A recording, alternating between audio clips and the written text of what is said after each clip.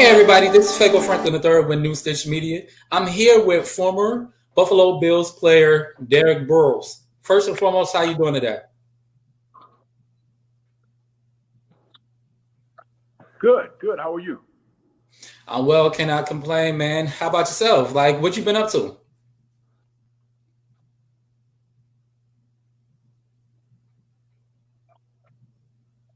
Well, athletic director's duties, ball coach of a small Division II HBCU school here in Tennessee called Lane College.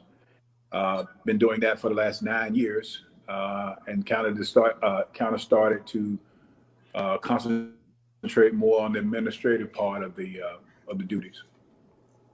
Okay. So, how have you been adapting since this COVID-19 has hit?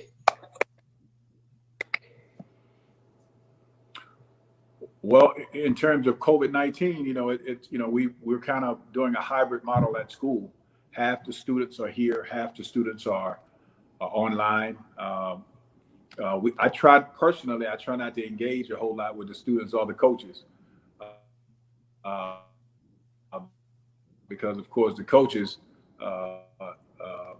do a lot of engaging with the students. So I'm trying to stay as clear as I can as possible. Mm. So, I know you was in the NFL for some time. Tell me about your experience within the NFL playing for the Buffalo Bills.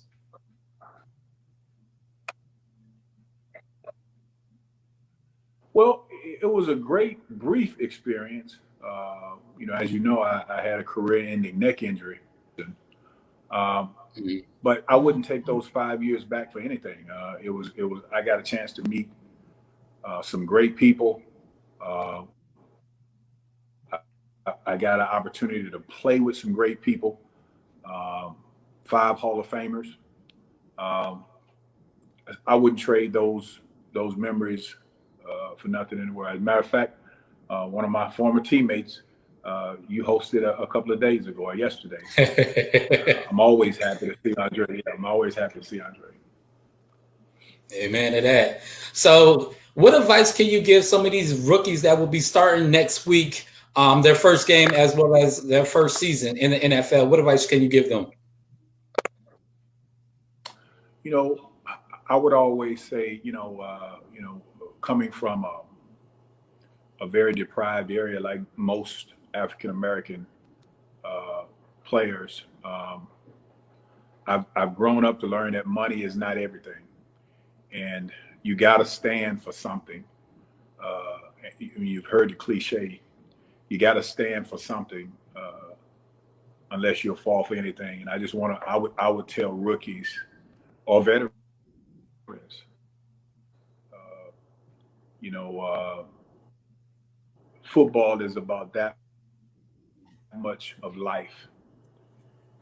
Um, it is so much more important than football, and it's bigger than all of us, to be honest, because uh, there are other NFL veterans that paved the way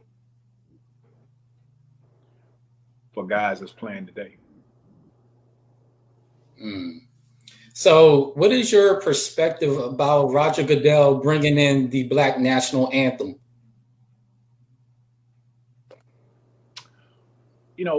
I'm not impressed with that at all. That means absolutely nothing to me personally.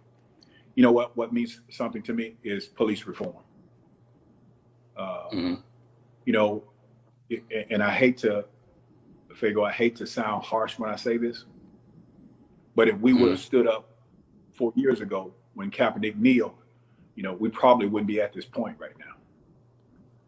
Mhm. But a lot of players said a lot of harsh and negative things about Kaepernick.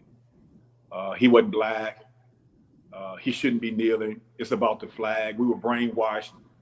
You know, even I hate to bring up his name, but even one of the guys that I admired all through my career was Jerry Rice. He bashed Kaepernick.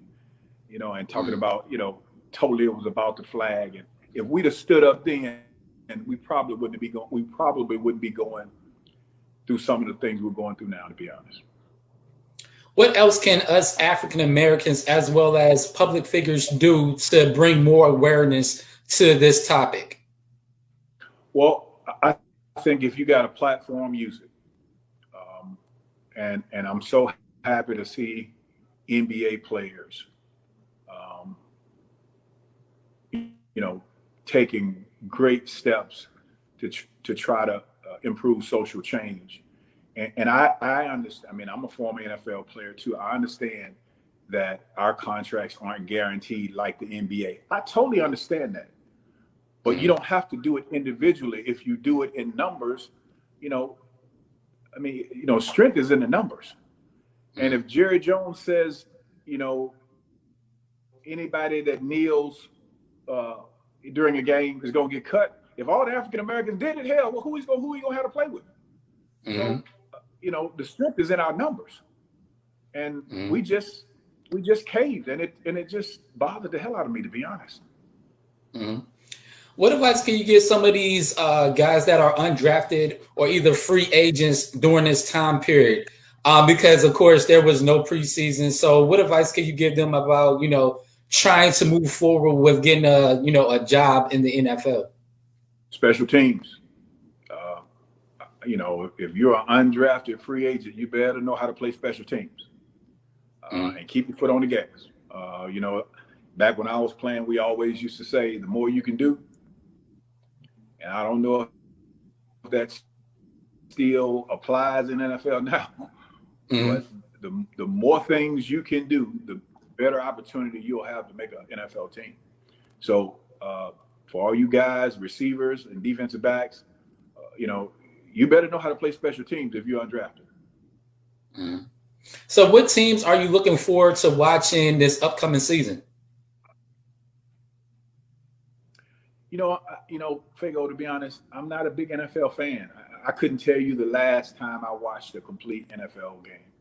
I don't know if you know exactly my situation, but I try not to delve into the past, but I don't watch much NFL football anymore, to be honest. I don't really have a team. And if I did, I would root for the African-American coaches, regardless of which team it was. I root for African-American coaches because so little of them get opportunities. So how do we implicate more African-American? Of what team? Oh, go ahead. I'm sorry. You were still talking. I'm sorry.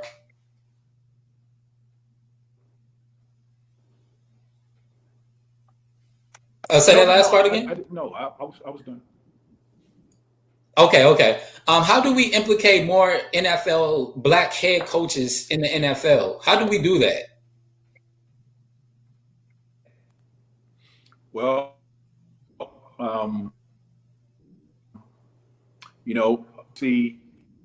see that head coaches as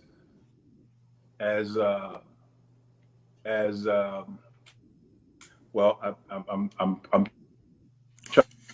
trying to pick and choose what I want to say and what I don't want to say, but understandable. Was as aggressive as the NBA players. We'd see more African American coaches. If they demanded it, we would see it. And I'm not talking about one person on a team. I'm talking about African American players, period. If they demanded it, we would see it. You can't cut everybody. So do you think if it could be possible that we can start our own leagues without, Roger Goodell? Well, you know what? I wouldn't even want to do that. I mean, I think the NFL is a good organization. I don't think that they've been fair to African Americans in the front office or in coaching. But I don't think we have to even start a new league. I just think the players have to have a little bit more balls than they have had in the past. A lot of players, stood up for the things that they have today. So I just wish the players was a little bit more aggressive in their social justice. I'm getting off the subject for a second, but I read so much social media, and it's just surprising to me about how many people don't like LeBron James. And I'm like, what? You don't like LeBron James? next to Muhammad Ali, he's the most social, conscious athlete we've had in the last 20 or 30 years. The hell with comparing him to Michael Jordan. Mm-hmm. You know, so when I hear African Americans don't like LeBron James, that throws me off. I ain't even talking about as a basketball player. Look at that all. That's unfathomable. That's crazy. And I definitely agree with you. I think, like, I'm not a LeBron James fan on the court, but off the court I am, because he has done so much for the Akron community as well as the globe. He's just an inspirational role model that a lot of youth should be able to look at and be like, hey, I want to be like that person. Yeah. So to go back to you, was it a smooth transition? Have to like him as a basketball player. Mm-hmm. Mm-hmm. With you being a head coach, was it a smooth transition moving from player to coach? Yes. You know, after 25 years of coaching, I just kind of got burned out of trying to be an athletic director and trying to be a football coach, the head football coach, and I also was a defensive coordinator and also coaching special teams. And it just really got to be a little bit too much for me. It was always too much, but I kept trying to deal with it for as long as I could. But at some point, it just got to be a little bit too much. Oh, and my last question for you is, what advice can you tell all these people around the globe about and just staying encouraged during this rough time right now? Well, my mama used to always say, you pray about everything, right? Mm-hmm. But, faith without works is dead. So it's okay to keep praying, but let's make sure let's make sure we're doing something toward trying to change these social issues that we're having today. Let's pray, but let's also try to do something about it, opposed to just dropping on our knees every day and not trying to make any physical steps to do anything. Yes, sir. Yes, sir. Thank you for just coming on the show and speaking your truth, as well as giving us some enlightenment about the NFL, your journey, as well as, your coaching. As always, we would definitely stay connected, and we'll talk soon, my friend. Thank you very much, sir. Yes, sir. Always. All right, now have a blessed one.